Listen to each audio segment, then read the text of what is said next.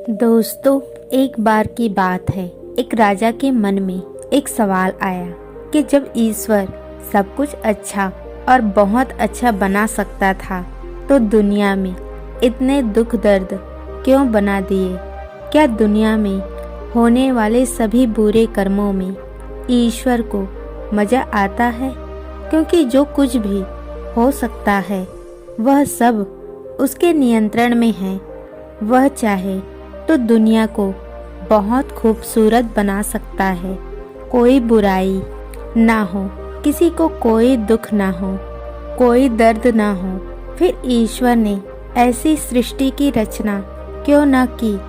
राजा ने दरबार में सभी को अपने सवाल से अवगत कराया और कहा, जो कोई भी मेरे सवाल का सही और सटीक जवाब देगा उसे मैं मुंह मांगी रकम इनाम में दूंगा। यह सुनकर उस राजसभा के कुछ विद्वान लोग खड़े हुए और कहने लगे, हे राजन, इस प्रश्न का जवाब देने में कोई बड़ी बात नहीं है। इसका जवाब तो हम भी दे सकते हैं। ईश्वर ने जो सृष्टि बनाई है अच्छी ही बनाई है, सुख से भरी हुई ही बनाई है, पर हमारे मन के कारण इसमें दुख उत्पन्न होता है। इसमें दोष ईश्वर का नहीं है, हमारे मन का है। वही हमें भटका देता है। राजा ने कहा, पर क्या हमें यह बताएंगे कि हमारा मन सही कैसे रहे, वो कभी ना भटके, वो हमेशा सत्य की ओर चले। ऐसे मन का निर्माण भी तो कर सकता है। फिर उसने हमारे अंदर मन का निर्माण क्यों नहीं किया? राजसभा के दूसरे विद्वान ने कहा, महाराज, जैसे ईश्वर होता है वैसे ही शैतान भी होता है। ईश्वर की बनाई हुई शरीर में वह शैतान प्रवेश कर जाता है। फिर वह शैतान ईश्वर के दिमाग को प्रभावित कर देता है, अर्थात वह शैतान ईश्वर के दिमाग में गंदे गंदे विचार डाल देते हैं, उसे बुरे कर्म करवा देता है। इसलिए जीवन में दुख उत्पन्न होने लगते हैं, लोग दुखी होने लगते हैं। इसमें दोष ईश्वर का नहीं है, दोष तो उस शैतान का है। राजा ने कहा, तो क्या शैतान ईश्वर से ज़्यादा शक्तिशाली है? विद्वानों ने कहा, नहीं, इस सृष्टि में सबसे शक्तिशाली ईश्वर ही है। राजा ने कहा, तो फिर ईश्वर शैतान को खत्म कर अपनी बनाई हुई इंसानी रूप शरीर से हमारे अंदर मौजूद दोषों को क्यों नहीं मिटा देता है? और अगर वह ऐसा करने में सक्षम नहीं है तो इसका मतलब शैतान ज़्यादा ताकतवर है, वह ईश्वर से ज़्यादा शक्तिशाली है। तो फिर हमें शैतान की शरण में जाना चाहिए।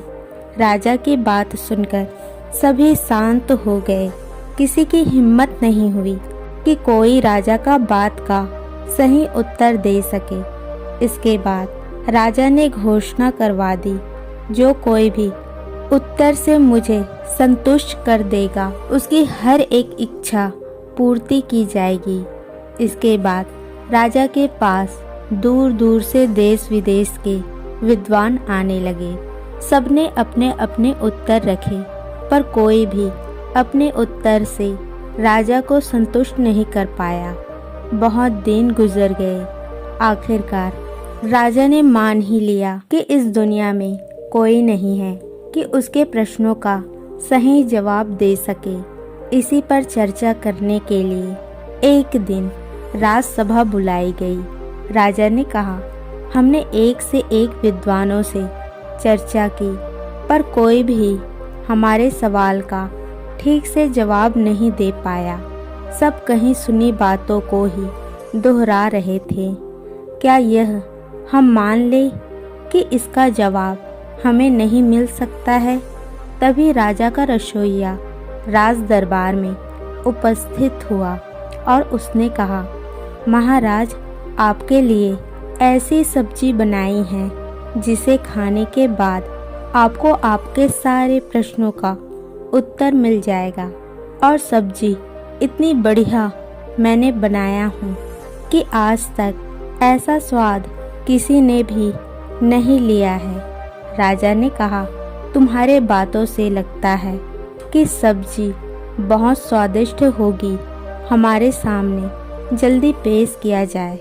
रसोइया ने कहा, महाराज, सब्जी तो यहाँ नहीं आ सकती, आपको सब्जी तक जाना पड़ेगा, नहीं तो सब्जी का स्वाद खराब हो जाएगा। राजा ने कहा, अच्छा, अगर ऐसा है तो हम ही तुम्हारे साथ चलते हैं। राजा के साथ सभी दरबारी भी साथ चलने लगे। रसोइया राजा को एक कद्दू के पौधे के पास ले गया। उस पौधे पर एक कद्दू लगा हुआ था। रसोइया ने कहा, महाराज, यही है सब्जी, खा लीजिए। ये सुनते ही राजा को क्रोध आ गया और उसने कहा, क्या तुम हमारे साथ मजाक कर रहे हो? यह सब्जी है, लेकिन तुमने तो इसे बनाया भी नहीं है। हम इस कच्चे कद्दू को कैसे खाएंगे? रसोइया ने कहा, महाराज, मुझे क्षमा कीजिएगा, मेरा कोई ऐसा इरादा नहीं है, पर आप भी तो ऐसा ही कह रहे हैं कि ईश्वर ने सृष्टि बिना दुखों के क्यों नहीं बनाई? राजा ने कहा, अपनी बात स्पष्ट करो। रसोइया ने कहा कि एक कद्दू का पौधा एक बीज से निकलता है। अगर बीज को दुख नहीं होगा तो अपना सीना नहीं चिरेगा, अर्थात उसकी ऊपरी खोल नहीं फटेगी, तो यह कद्दू का पौधा यह बीज से नहीं निकल पाएगा। और जब यह पौधा कद्दू के उस बीज से नहीं निकल पाएगा तो आप कद्दू को कैसे खाएंगे? क्योंकि जब पौधा ही नहीं रहेगा तो उसमें से कद्दू कैसे निकलेंगे? रसोइया ने कहा, महाराज, जब मैं इस कद्दू को इस पौधे से तोड़ता हूँ तो इस पौधे को अर्थात इसके टहनियों को बहुत दर्द होता है। राजा ने कहा कि तुम कहना क्या चाहते हो? यह अभी भी यह स्पष्ट नहीं हुआ है। रसोइया ने कहा, मैं आपकी बात स्पष्ट कर लूँगा, पर आपको दरबार में जाना होगा। मैं वहीं इस कद्दू को सब्जी बनाकर आपके लिए लेकर आता हूँ। राजा ने कहा, ठीक है, जैसा तुम कहते हो मैं वैसा ही करता हूँ। हम दरबार में जा रहे हैं, तुम जल्दी से ही इस कद्दू की सब्जी बनाकर ले आओ। राजा अपने दरबारियों के साथ दरबार में बैठ गया। कुछ देर बाद रसोइया सब्जी को एक बर्तन में ढककर उस दरबार में लेकर आता है। रसोइया ने कहा, महाराज, इससे पहले आप यह सब्जी खाएं, मुझे आपसे अभय दान चाहिए। मेरी पूरी बात सुने बिना मुझे मृत्यु दंड नहीं मिलना चाहिए। राजा ने कहा, डरो नहीं, ऐसा कुछ भी नहीं होगा, तुम्हें अपनी पूरी बात कहने का मौका मिलेगा। रसोइया ने वह सब्जी राजा के सामने रख दी। राजा ने सब्जी को देखा तो चौंक गया और कहा कि ये क्या मजाक कर रहे हो? क्या तुम हमारी हंसी उड़ाना चाहते हो? इसमें तो कच्ची कद्दू ही रखी है, तुमने इसे पकाया भी नहीं है। रसोइया ने कहा, महाराज, इस कद्दू को इस पौधे से तोड़कर पहले ही मैंने उस टहनी रूपी कोमल पौधे को और उस कद्दू को बहुत ही दुख दर्द दिया है। अब इस कद्दू को काट कर इसे और दर्द देना क्या उचित है? इसके बाद इसे तेल में तला जाएगा, फिर इसमें भयानक भयानक मसाले डाले जाएंगे और महाराज, तब जाकर आप इसका स्वाद चख पाएंगे और आप कहेंगे कि वाह, क्या सब्जी बनाई है। राजा ने कहा, तुमने अभी भी अपनी बात स्पष्ट नहीं की है, अपनी पूरी बात स्पष्ट करो, तुम कहना क्या चाहते हो? रसोइया ने कहा, महाराज, अगर सृष्टि का रचयिता सबको सुखी दे दे तो सभी बीज ही रह जाएंगे। वह अपना बलिदान क्यों देंगे? किसी पेड़ को बनने के लिए, किसी पौधे को उगने के लिए, किसी फल को आने के लिए, बीज को नष्ट होना ही पड़ेगा। वह नष्ट होते हैं, वह अपना बलिदान देते हैं, तब जाकर सृष्टि आगे बढ़ती है। महाराज, सृष्टि के निर्माण में 3 चीज़ों का योगदान है। पहला विनाश है, दूसरा रचना है, तीसरा पालन करना है। इसके बाद फिर से विनाश आता है और यह चक्र चलता ही रहता है। इसी से सृष्टि आगे बढ़ती है। बीज के विनाश से पौधों का जन्म होता है। पौधे अपना पूरी उम्र तक रचना धारण करता है और उसका पालन करता हुआ वह बड़ा होता है। फिर उसमें फल लगती है और उस फल में बीज बनते हैं। फिर वह विनाश को प्राप्त होता है। पूरी सृष्टि 3 ही चीज़ों में बटी हुई है और उनका एक दूसरे के बिना कोई अस्तित्व ही नहीं है। जैसे दिन और रात और उसके मध्य संध्या का समय, जैसे स्त्री और पुरुष, उनके बीच अर्धनारीश्वर यानी किन्नर, जैसे सुख और दुख, उनके बीच मोक्ष। राजा ने कहा कि बहुत गहरी बात बोल रहे हो, लगता है कि तुम्हें बड़ा ज्ञान है। यह बताओ, यह मनुष्य बुरे कर्म क्यों करता है? क्या उसे यह ईश्वर करवाता है कि शैतान कराता है? रसोइया ने कहा कि सृष्टि के रचयिता ने कभी किसी को नहीं कहा कि वह बुरे कर्म करे, बल्कि उसने हमें यह बुद्धि दी है जो हमें बताती है कि क्या सही है और क्या गलत है।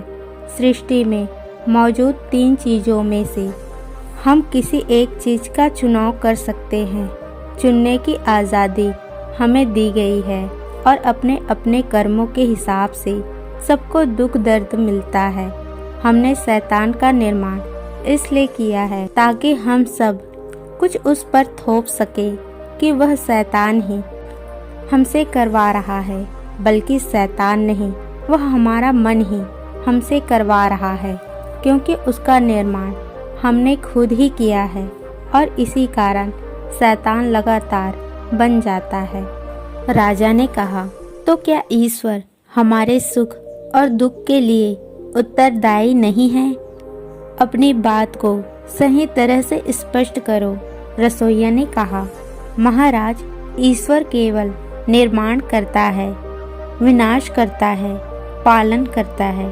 उसकी सृष्टि से आप क्या उठाते हैं या आप ही निर्माण करते हैं, इसमें वह कुछ नहीं करता। राजा ने कहा, हम तुम्हारे बात से सहमत नहीं हैं, इसे साबित करो। रसोइया ने कहा, महाराज, आज मैं आपके लिए इस कद्दू की सब्जी बनाकर लाना चाहता हूँ, उसके बाद ही मैं अपनी बात स्पष्ट कर सकूँगा।